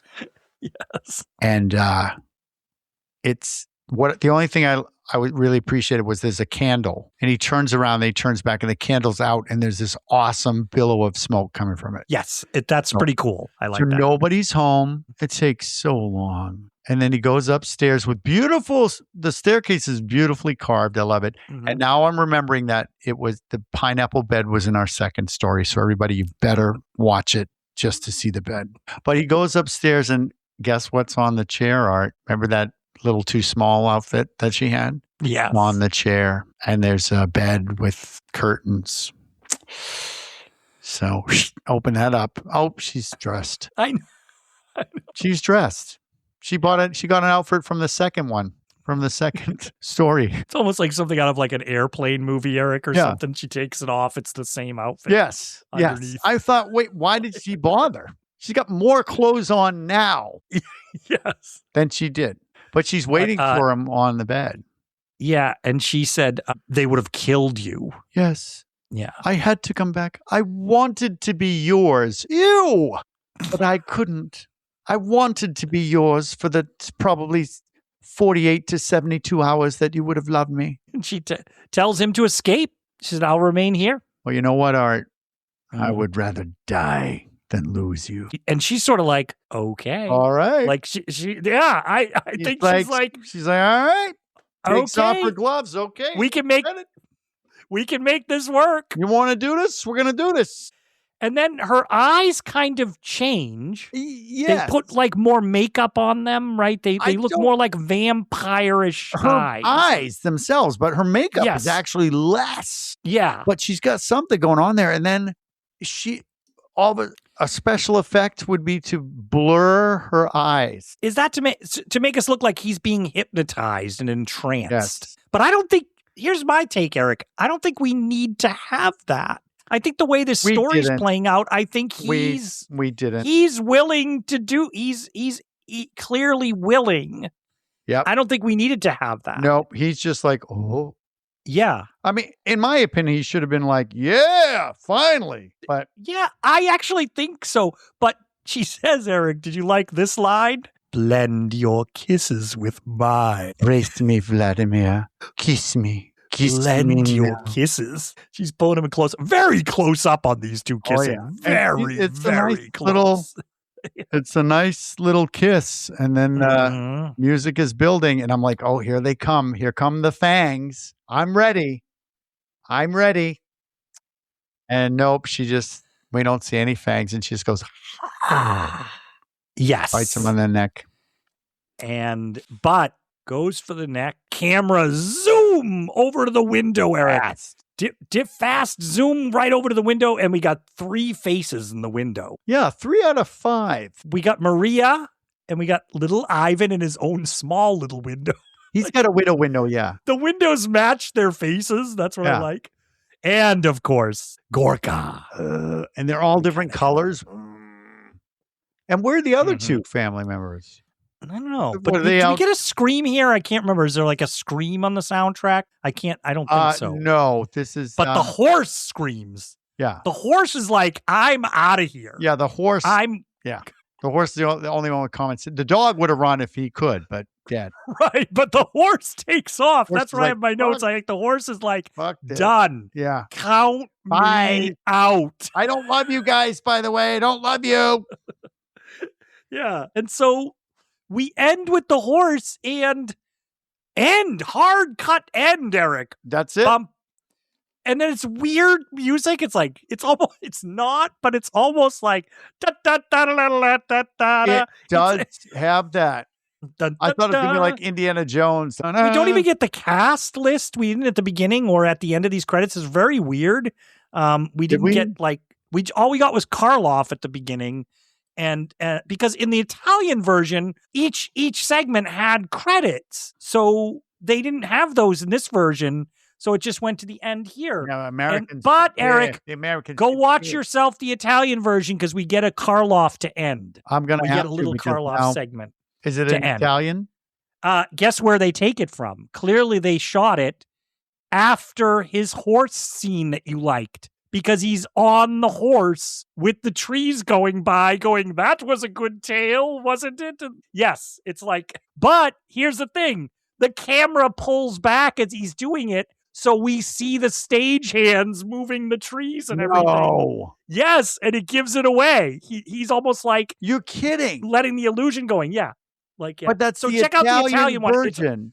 It's on Tubi. So Mario shot that ending. Yes, yeah. But that is in the Italian version. He's not... He's Gorka. He's dressed as Gorka. Oh, he's dressed as Gorka. He is, yes. Like, they clearly shot it right as they were doing that bit. Huh. And And he ends the movie for us. Is it on TV? I don't want to sit through all those commercials. I know, but you can just jump to the end if you want. Can't. Yeah. You have to go through the commercials. Oh, but it'll just be one set of commercials. They won't make you watch all the commercials. Just put your cursor near the end. We'll see. Okay. But he does he closes out the Italian version for us.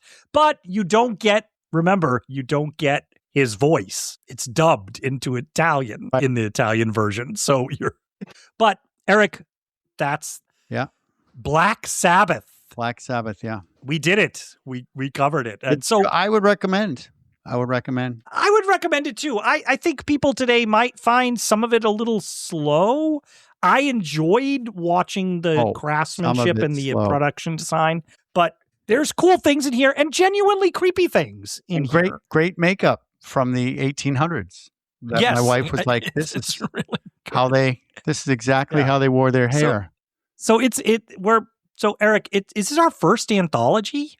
No, Trilogy of Terror. Trilogy of Terror was our first anthology. That's right. So I love me an anthology film, Erik. I just wish we had a rating system to do it, because it's weird with an anthology. Do you rate each individual one, or do you rate the whole thing? All right. Okay. We're rating the whole thing. Oh, we are. Okay. But we have a rating system, and Orsina's here to witness it because she knows what it is. Oh, what's the rating system? She's going to love it. Okay. It's 7 out of 10 heaving bosoms. Oh, Erik. You came in late to the story. See, then you would know clearly. What do you mean, Erik? That's been our rating all along. That's the one? I don't remember that. Oh, you're talking about the one I saw, which was the vampire. Yes. Which one was that called? Well, come closer and I'll tell you, my love. That's 1960s. Closer. The 1960s. At its best. With the cat eye. Heavy lidded. The peasant dresses that, as Erik said, they didn't have enough material to finish. Right. Yes. And I lied to you earlier, Art. Hairdos. Art, I've been gone for 5 days. Well, you have. Orsina's missed me, yes. Oh. So, can't let him in at 10 p.m. That's right, Orsina. Well, Erik, closer. I just need to, Erik, I just wanted to tell people that I've had a great time talking to you about Black Sabbath this week. Oh, did you, Lova? Do you want to brace What's going on? I don't know. Did you know the exact time? Press your lips to mine, Lova. No, Orsina, don't do it! Orsina, no! No!